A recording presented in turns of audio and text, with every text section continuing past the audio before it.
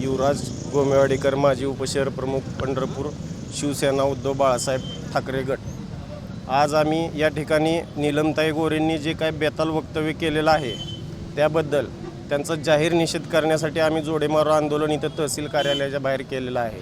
आजपर्यंत ह्या नीलम गोरेंनी इतकं धन कमवलेलं आहे। मातोश्रीमध्ये ठिया मांडून बसत होत्या। त्यानंतर त्यांनी जे काल काय वक्तव्य केलं की मर्सिडीज गाड्या 2 द्याव्या लागतात, त्यासाठी पदासाठी 2 मर्सिडीज गाड्या तिथं द्याव्या लागतात मातोश्रीवरती।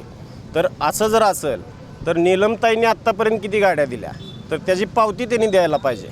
ज्या काय त्यांनी गाड्या दिलेल्या असतील, आत्तापर्यंत 3 वेळा आमदार आणि 2 वेळा सभापतीपद, ह्या गोष्टी मातोश्रीनं त्यांना त्यांचं कर्तव्य शून्य असताना सुद्धा दिलेल्या आहेत। तरीसुद्धा नीलमताई गोरेंनी आता शिंदे गटात खोबरं तिकडं चांगलं ह्या उक्तीप्रमाणे तिकडं गेल्यानंतर त्यांच्या बाजूनं काही यांच्या विरोधात बोलायचं असं हे खपवून घेतलं जाणार नाही। इथून पुढं जर असं बेताल वक्तव्य त्यांनी जर केलं तर पंढरपूर शहर व तालुका शिवसेनेच्या वतीनं ह्याच्यापेक्षा तीव्र आंदोलन छेडण्यात येईल।